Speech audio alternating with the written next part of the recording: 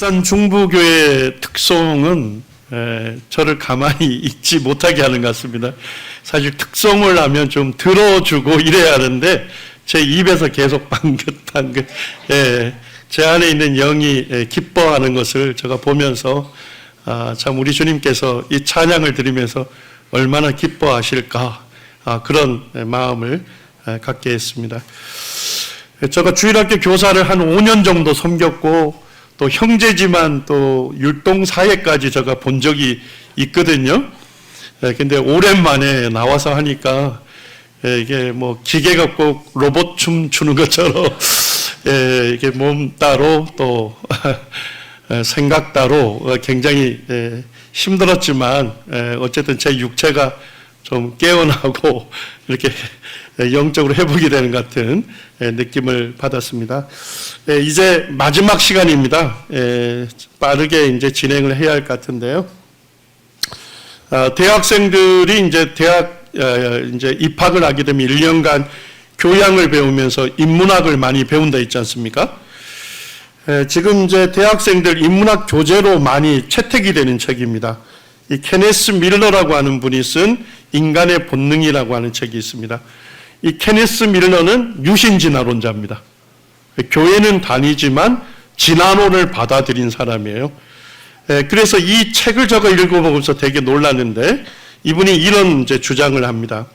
진화론을 부정하는 사람들이 수많은 과학적 증거와 마주하고서도 진화론의 과학적 증거를 얘기하는 거죠. 자신의 믿음을 완고하게 고수하는 모습은 내가 예상하지 못했던 부분이었다. 처음에 특히나 인상적이었던 점은 그들이 아담과 하와의 이야기를 문자 그대로 믿고 창조가 처음에 완벽하게 완성되었음을 믿고 이 첫 부부의 원죄를 믿고 이들이 하나님의 은총을 잃고 추방당해 우리가 오늘날 알고 있는 이 혼란스러운 삶, 제약된 삶을 살게 됐음을 곧이곧대로 믿고 있는 점이었다. 그러니까 진화론을 받아들이게 되면 진화론 받아들이고 성경을 이분들은 재해석한다고 합니다만 결국 뭡니까? 성경의 진리를 변질시키고 왜곡시키고 복음의 기초를 완전히 허물어뜨리는 거죠. 결국 예수 그리스도의 복음이 복음되지 못하게 하는 것이 유신진화론입니다. 우리가 이제 복음을 증거할 때 창조주 하나님을 전하는 것이 왜 중요하나 하는 것입니다. 복음의 기초가 뭡니까? 창조주 하나님이십니다. 복음의 기초인 창조주 하나님으로부터 복음의 핵심인 예수 그리스도의 십자가의 완전한 대속과 예수 그리스도의 부활 그리고 복음의 열매인 믿는 자에게 주시는 산 소망까지 통합적으로 복음을 전해야 한다는 것입니다. 창조의 가르침은 생명의 주인, 우주의 주인, 내 인생의 주인을 만나게 하는 것입니다. 이는 창조 질서대로 세상을 바라보게 하고 인간의 위치가 무엇인지를 알게 하며 성경을 신뢰하게 하며 구원에 감격하게 하며 주님의 나라와 주님의 의를 위하여 살아가도록 이끄는 것입니다. 진화론을 받아들이게 되면 인류의 기원, 재해의 기원, 죽음의 기원이 모호해집니다. 진화론을 받아들이면 예수 그리스도께서 인간으로 오신 성육신하신 이유를 설명할 수 없습니다. 십자가의 대속과 의의 정가와 영생의 개념이 모호해집니다. 진화론은 우리의 처음 역사를 흐릿하게 만들어서 복음을 불명확한 것으로 만듭니다. 그러나 창조는 우리의 참 역사를 선명하게 이해시켜서 복음의 마음을 열게 하는 것입니다. 우리 성도님들이 잘 아시죠? 사도행전 17장에 보면 사도 바울이 아덴에 가서 복음을 전합니다. 오늘날 그리스 아테네죠. 아테네는 철학의 도시지 않습니까? 그래서 이 사도 바울이 이 아테네 사람들은 다 신을 섬겼거든요. 여러 신들을 섬겼습니다. 그 사람들에게 예수 그리스도의 복음을 전합니다. 자, 그런데 사도 바울이 그들에게 복음을 전할 때 복음의 시작이 뭐로부터 시작이 됩니까? 24절에 보니까 우주와 그 가운데 있는 만물을 지으신 하나님께서는, 우주 만물을 지으신 하나님을 전합니다. 그리고 그 하나님은 천지의 주제시다. 하나님께서 천지 만물을 지으신 분이기 때문에 천지가 누구의 것입니까? 주님의 것이고, 주님께서, 하나님께서 이 천지를 다스리시는 주제가 되신다. 통치권자가 되신다. 왕이 되신다고 전하고 있는 것입니다. 하나님은 손으로 지은 전에 계시지 아니한다. 하나님은 우주를 지으신 분이시죠. 하나님은 우주보다 크신 분이잖아요. 그래서 인간의 손으로 지은 그 신전에 있는 분이 아니다는 것입니다. 25절에 보니까 또 무엇이 부족한 것처럼 사람의 손으로 섬김을 받는 것이 아니니. 많은 분들이 오해를 해요. 심지어 교회를 다니는 성도님들도 오해할 때가 있습니다. 하나님께서 무엇이 부족하기 때문에 우리의 손에 섬김을 요구하시는 분이 아닙니다. 이 천지 만물이 누구의 것입니까? 주님의 것이지 않습니까? 하나님의 것입니다. 하나님은 부유하신 분이에요. 하나님께서 무엇이 부족하기 때문에 우리의 섬김을 요구하는 분이 아닙니다. 우리가 섬기든 섬기지 아니하든 하나님은 하나님이십니다. 왜 우리가 하나님을 섬겨야 합니까? 이는 만민에게, 우리 한 사람 한 사람에게 생명과 호흡과 만물을 친히 주시는 이시기 때문입니다. 하나님께서 우리 한 사람 한 사람에게 생명을 주신 분입니다. 우리 생명의 주인이시죠. 그리고 지금도 내 호흡을 붙들고 계신 분이죠. 그리고 내게 필요한 만물, 모든 것을 친히 공급하시는 분이에요. 우리는 전적으로 하나님께 의존된 인간입니다. 하나님 없이는 한 시간도, 1분도, 단 1초도 스스로 존재할 수 없다는 것입니다. 왜 인간이 하나님을 믿어야 합니까? 하나님은 우주 만물을 지으신 크고 위대하신 분이십니다. 그리고 나를 지으신 나의 창조주이시고 나의 참주인이시고 내가 위하고 섬길 유일한 왕이 되시는 분이십니다. 제자들에게 매주 이제 월요일마다 성경 공부를 했습니다.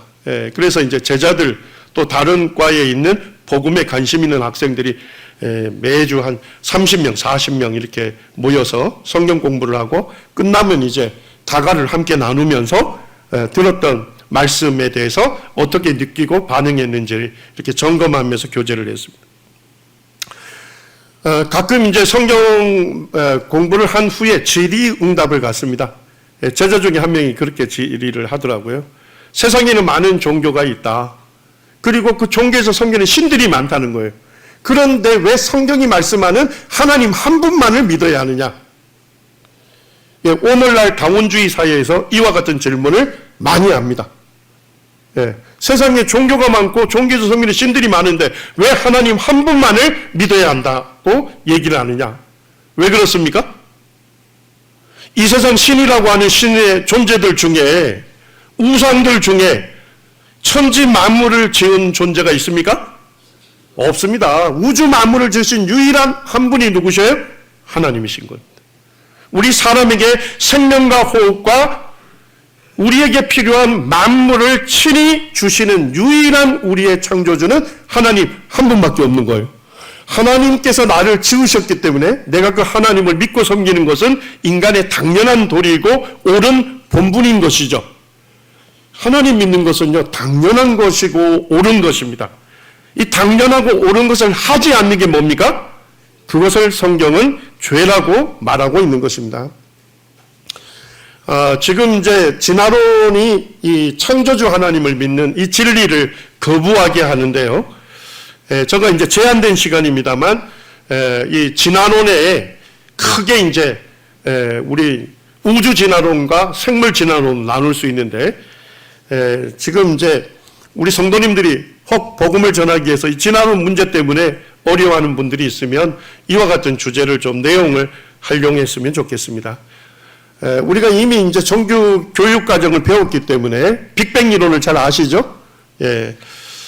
진화 논자들은 138억 년 전에 모든 물질과 에너지가 모여 있던 매우 작은 한 점에서 빅뱅이 일어났다는 겁니다. 대폭발이 일어났고 빅뱅 이후에 우주 초기에 급팽창이 이루어졌고 그 후에 이제 서서히 팽창하면서 여러 가지 물질이 만들어지고 이들이 중력에 의해서 뭉쳐서 별과 은하가 되었다. 이렇게 얘기를 해요. 이렇게 지금도 가르치고 있습니다.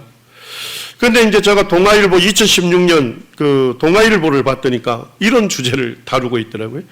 빅뱅 이론, 학고부동의 진리인가?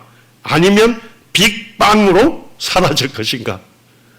예, 거기에서는 빅뱅 이론이 많은 과학자들에 의해서 빅뱅 이론의 증거들이 도전을 받고 있다 하는 내용들을 다루고 있었습니다.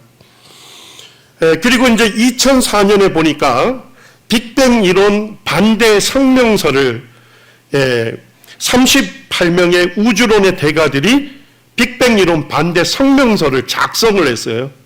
그걸 작성을 해가지고 유사이언티스트라고 하는 굉장히 유명한 과학 잡지를 통해서 과학자 집단들에게 공개 서한을 보냈습니다.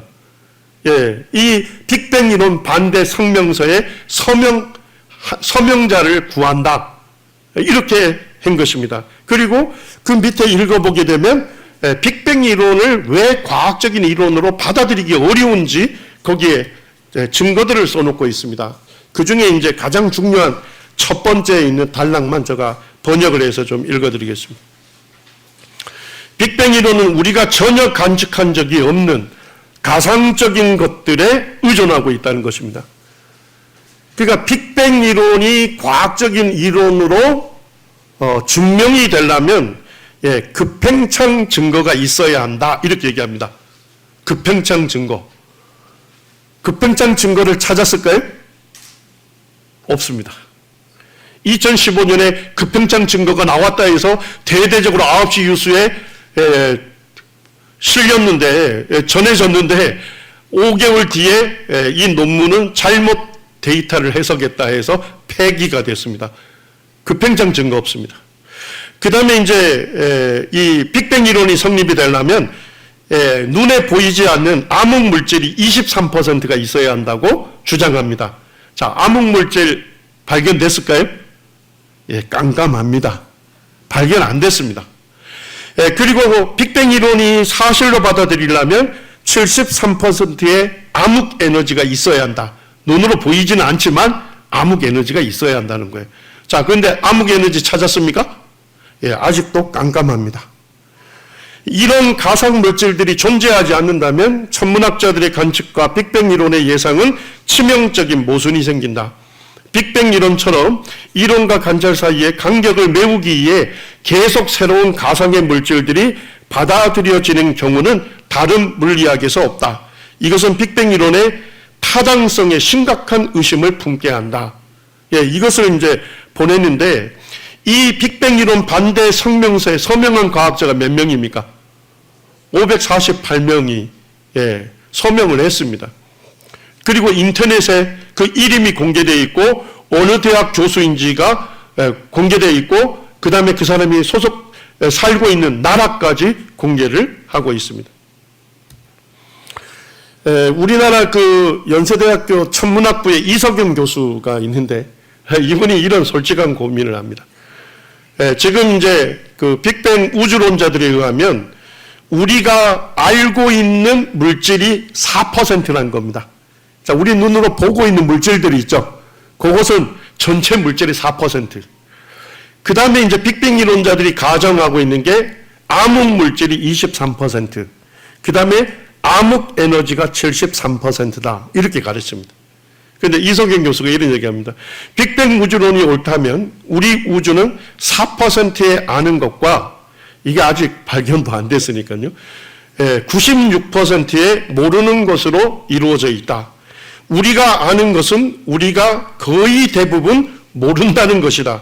그러면 우리는 아는 것인가 아니면 모르는 것인가? 안다는 겁니까? 모른다는 것입니까? 모른다 이런 얘기입니다. 천문학부 교수가 지금 그런 얘기를 하고 있는 겁니다. 그리고 이제 뭐 계속적으로 과학자들 논문집에서는 빅뱅 이론은 폭발한다. 그 빅뱅 이론의 이 과학적 가설의 기초가 되는 증거들이 없다고 계속 반대하고 있습니다. 이제 결정적인 거는 올해 4월 19일 날 그 동아일보가 나왔는데, 영국 왕립학회, 권위 있는 학회죠. 거기에서 이제 표준 우주론 모델에 도전하다.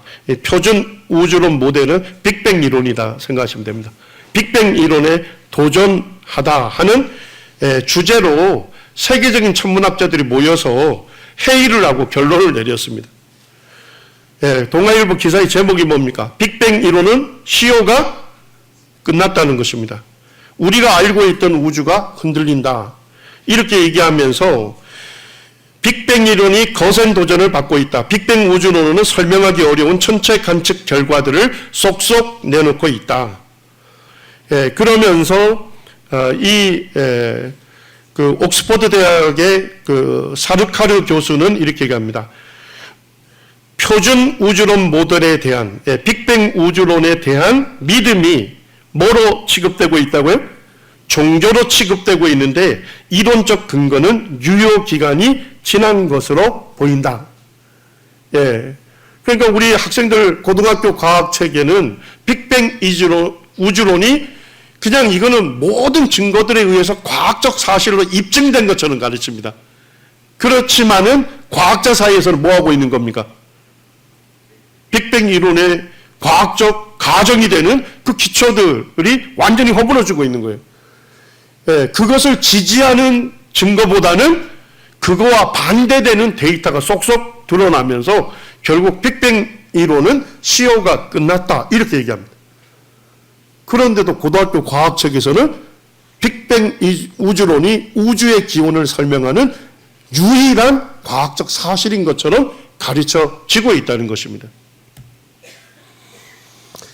무신론자 교수인 그 크라우스라고 하는 분이 무에서 우주가 생겼다 하는 책을 썼는데 거기에서 이렇게 주장합니다. 빅뱅 이론은 많은 데이터에 의해 너무도 확실히 검증되어 반론의 여지가 없다.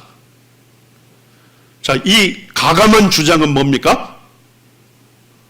우주론자들이 거짓말이다 이렇게 얘기를 하는 것입니다. 제가 이제 이걸 보면서 이런 생각을 했습니다. 자동차 회사 선전이 너무 지나쳐서 우리 자동차는 이 과학적인 실험을 거쳐서 정말 안전한 차로 입증이 된 것입니다 하는 자동차 회사 선전이 너무 지나쳐서 본사에서 리콜 명령이 내려져도 사람들이 뭡니까?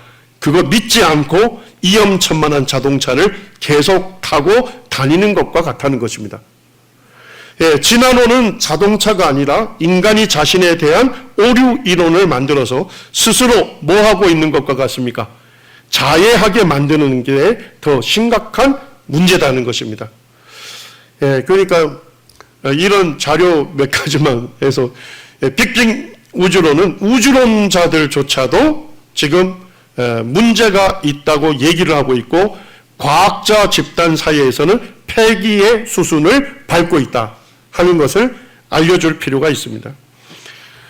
생물 진화에 대해서는 이 한 가지만 좀 소개하고자 하는데요. 2001년에 과학자 100명이 자기 이름을 걸고 성명서를 채택했습니다. 이게 빼곡하게 기록이 된 것이 사람 과학자 이름입니다.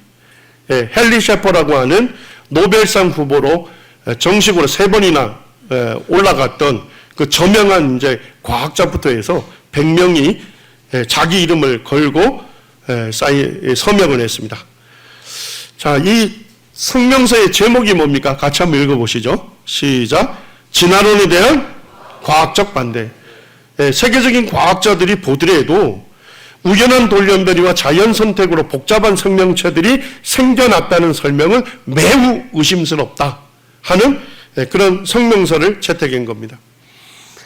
그리고 이제 그 이후에 100명이 사인을 하고 지금 이제 계속적으로 추가적으로 사인을 받고 있는데 보니까 이걸 단순하게 사인할 수 없어요. 첫째, 이 성명서에 사인하는 사람은 자기 이름 밝혀야 합니다.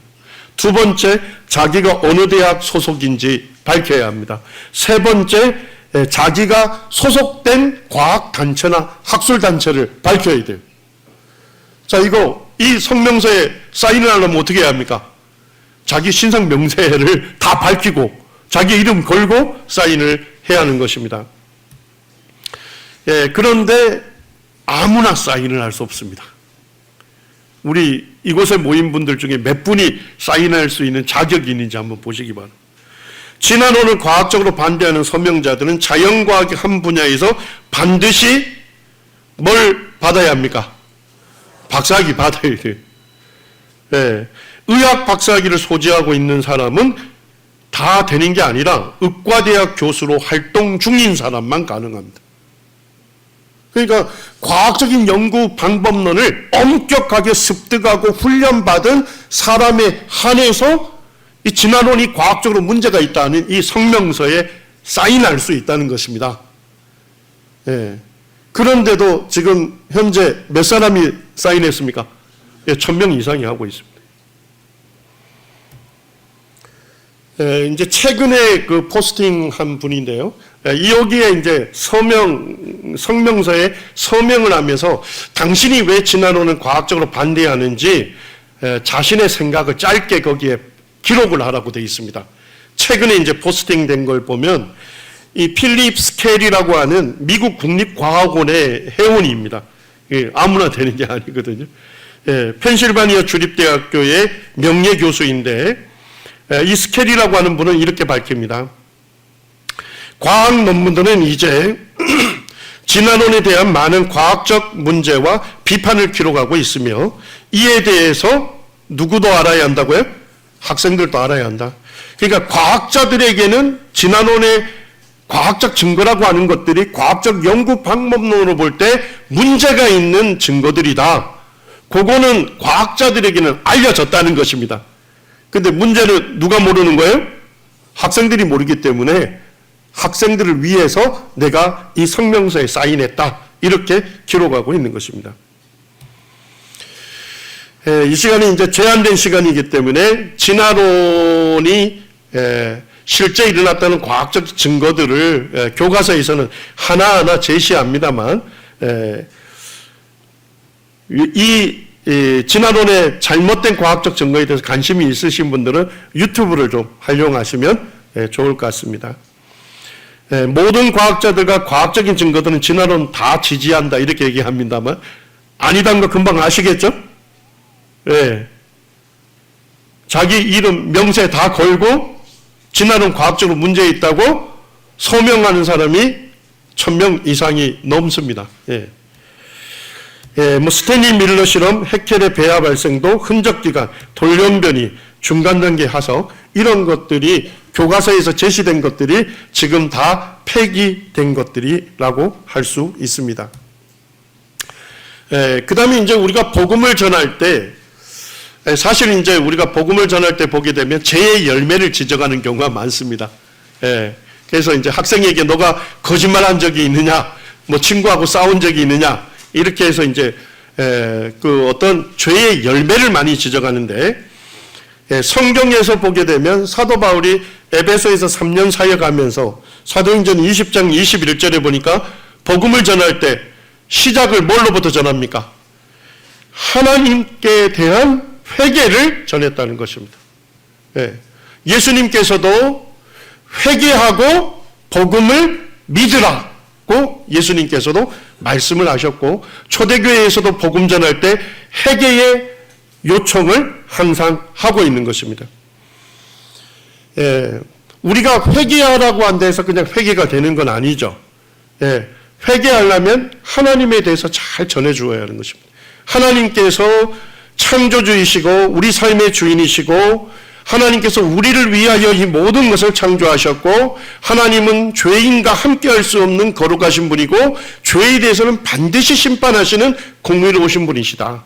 하나님에 대해서 전해주게 될 때 하나님 앞에서 자기의 죄를 깨닫게 되는 것입니다. 자기를 지으신 창조주 하나님, 자신은 삶의 주인이시고 자기가 섬겨야 할 왕이 되신 그 하나님을, 그 하나님의 말씀을 무시하고 하나님의 권위에 도전한, 이것이 하나님께 대한 반역이다 하는 것을 깨달아야 하는 것입니다.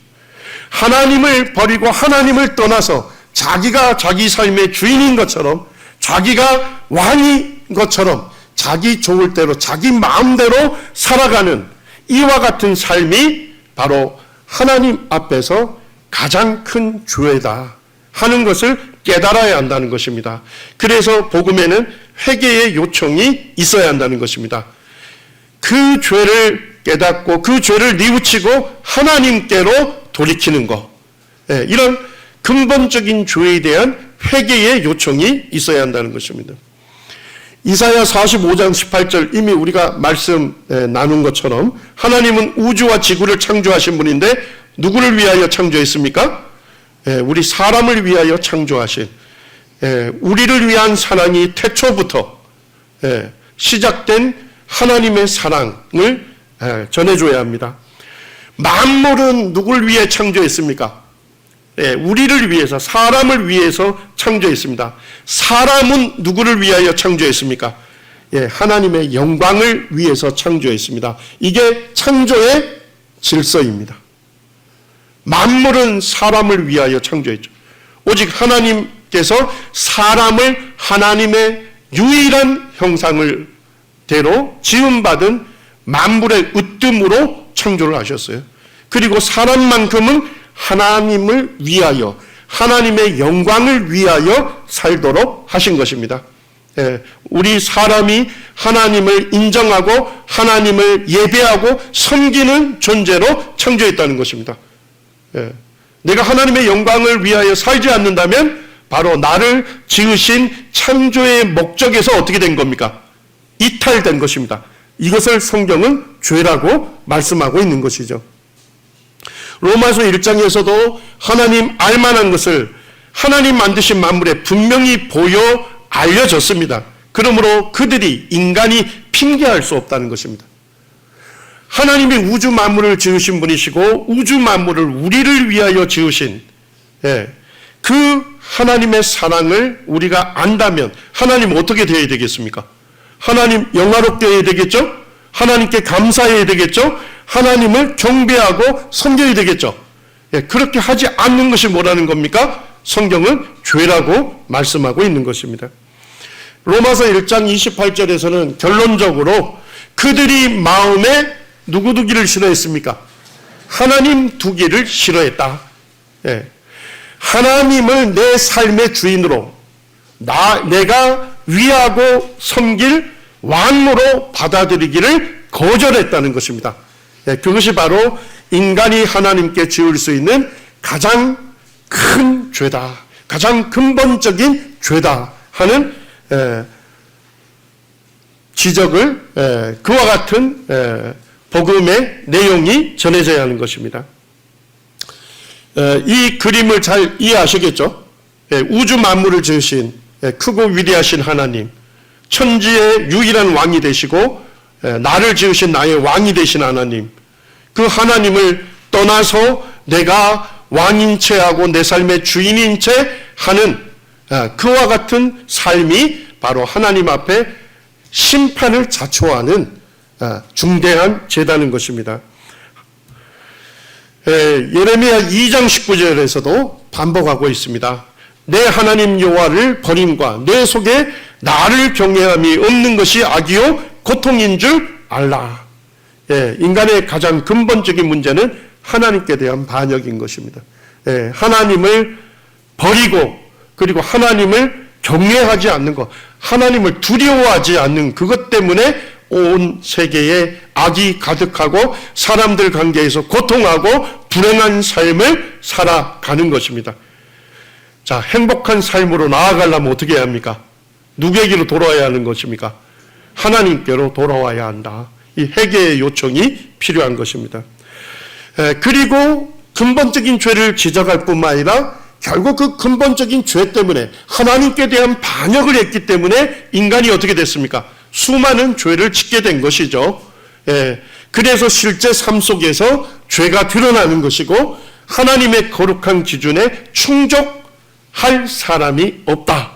그래서 구체적인 죄에 대해서도 우리가 살펴보면서 하나님 앞에서 자신의 죄를 깨닫게 해야 한다는 것입니다.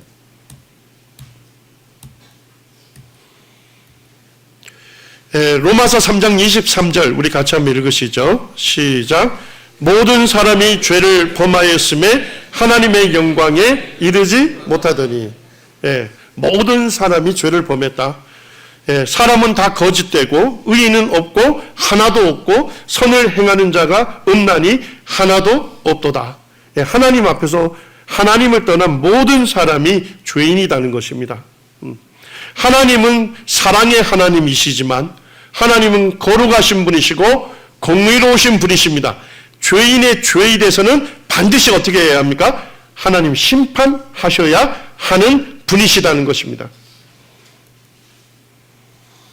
로마서 2장에서는 어떤 사람이 하나님의 심판을 받고 어떤 사람에게 하나님의 진노가 쏟아지고 어떤 사람이 영원한 지옥에 가는지를 분명히 말씀하고 있죠.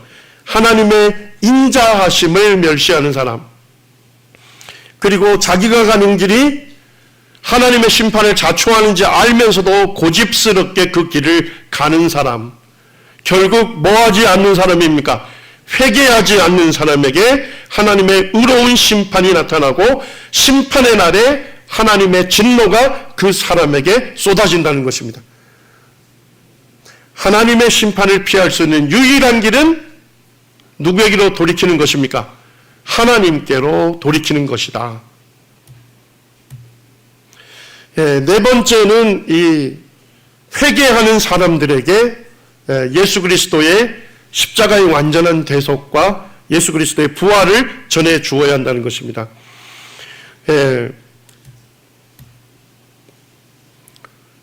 우리가 이제 예수님의 십자가의 그 완전한 대속을 전하는데 사실은 이 예수님이 누구냐가 더 중요하겠죠. 십자가의 완전한 대속을 이룬 예수님은 구약 성경이 예언한 그리스도이시고 예수님은 누구십니까? 우주 만물의 창조주이시고 예수님은 누구십니까? 하나님의 아들이시다. 성육신하신 분이다. 사람으로 오신 하나님이시다는 겁니다. 히브리서 1장에서는 예수님은 하나님의 아들이시고 하나님께서 이 세계를 창조할 때 누구로 말미암아 모든 세계를 지으셨습니까? 하나님의 아들 되신 예수 그리스도로 말미암아 예수 그리스도를 통해서 모든 세계를 지으신 거예요. 예수님이 누구십니까? 모든 세계를 지으신 우주 만물의 창조주이시다는 것입니다. 나를 지으신 창조주이시다는 것입니다. 예수님이 나의 왕이시다는 것입니다. 골로새서 1장에서도 예수님은 하나님의 아들이시고 만물이 아들에게서 창조되었고 만물이 아들로 말미암고 만물이 누구를 위하여 창조됐습니까? 그를 위하여, 예수님을 위하여 창조가 된 것입니다. 바로 예수님이 사람으로 오신 하나님이시고 예수님이 바로 우주 만물을 지으신 창조주이시고 나를 지으신 나의 창조주이시다. 그분이 내 삶의 주인이시다. 그분이 나의 왕이시다. 그 크신 왕이 왕이신 예수님이 왜 십자가에 못 박혔는가? 이것이 십자가를 십자가 되게 하는 거고 십자가에 예수님의 고난과 대속과 피의 가치를 깨닫게 하는 것이죠. 예수님은 십자가에서 우리의 죄를 감당하시고 우리를 위하여 죽으셨다는 것입니다. 하나님은 거룩하시고 공의로우신 분이시죠. 하나님은 죄에 대해서 눈 감아 주실 수 없는 분이시죠. 하나님은 죄를 반드시 죄인을 심판하셔야 돼요. 하나님은 죄에 대해서 하나님은 진노하시는 분이십니다. 하나님은 하나님의 아들이신 이 예수 그리스도를 십자가에 내어주셔서 우리 죄를 담당하게 하신 것입니다. 그리고 죄인인 나에게, 우리에게 쏟아질 하나님의 심판과 저주가 십자가에 못 박히신 예수 그리스도께 쏟아진 것입니다. 이 십자가에 못 박히신 예수 그리스도를 통해서 하나님이 나를 얼마나 사랑하시는지 확실히 증명해 보이신 것입니다. 그리고 십자가에 못 박히신 예수님의 피 흘리심을 통해서 이 예수님의 피가 영원한 속죄를 단번에 이루어 주었다는 것이죠. 그 다음에 이제 우리가 복음을 전할 때 좀 논쟁적인 요소가 있습니다. 예수님의 부활에 대해서 전해야 하느냐 이런 얘기를 하시는 분들이 있습니다. 자, 일단은 성경이 무엇이라고 말하고 있습니까? 고린도전서 15장, 우리가 부활장이라고 하죠.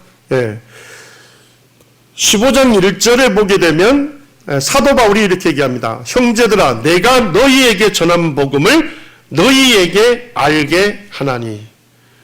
사도 바울이 고린도 교회에게 전한 복음을 여기서 말씀하고 있습니다. 사도 바울이 고린도 교회에 전한 복음이 무엇입니까? 성경대로 그리스도께서 우리 죄를 위하여 죽으시고 장사 지낸 바 되셨다가 성경대로 사흘 만에 다시 살아나셨다. 사도 바울이 전한 복음은 무엇입니까? 예수님의 죽음과 부활이었습니다. 그리고 11절에 분명하게 못을 박습니다.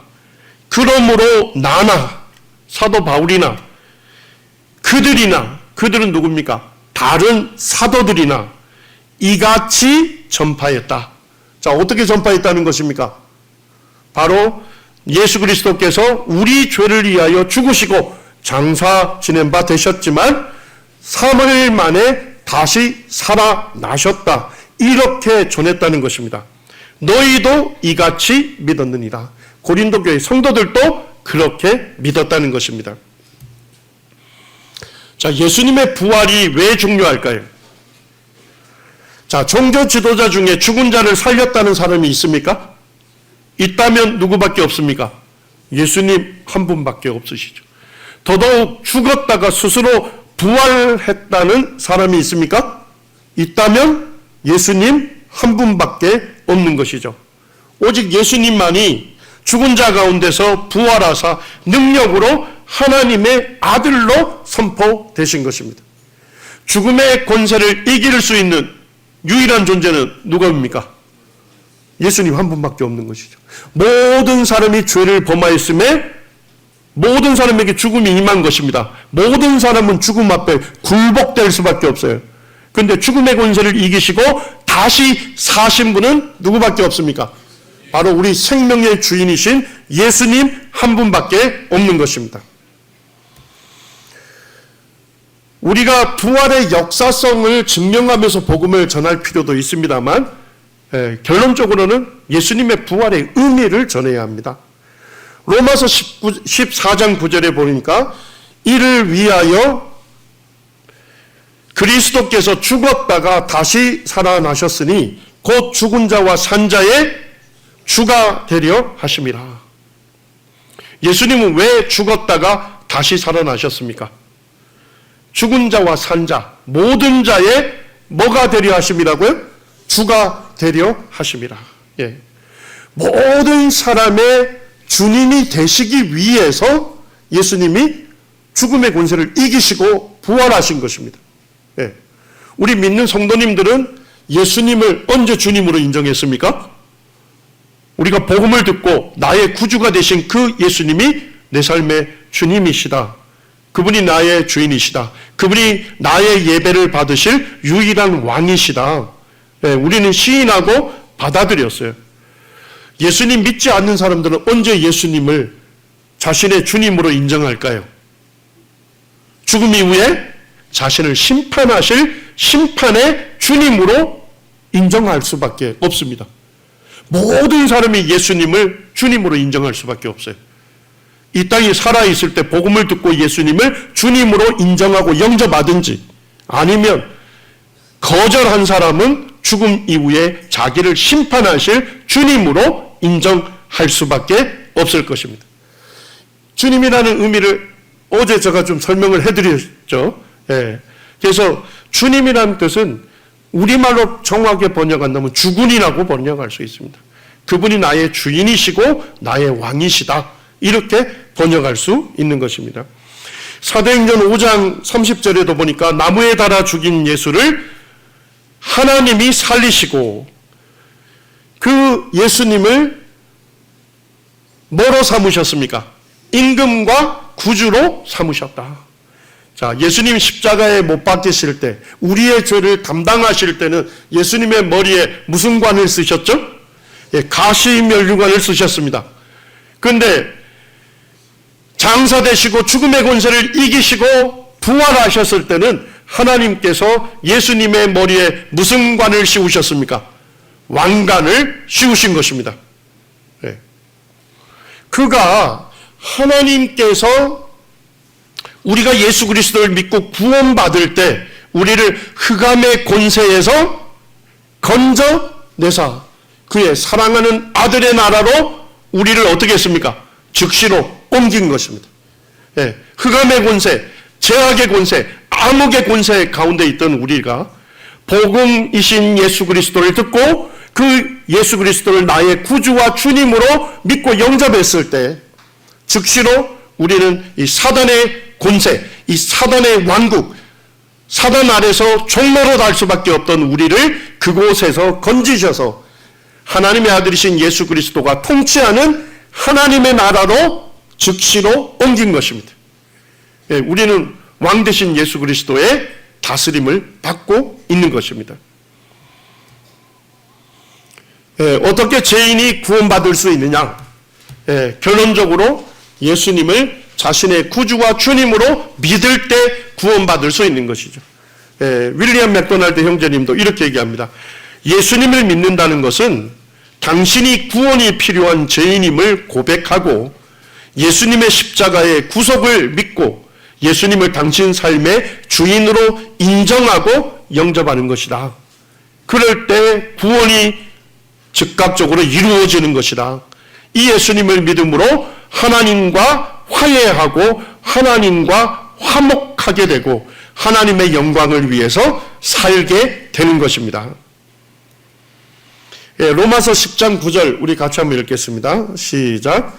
내가 만일 내 입으로 예수를 주로 시인하며 또 하나님께서 그를 죽은 자 가운데서 살리신 것을 내 마음에 믿으면 구원을 얻으리라.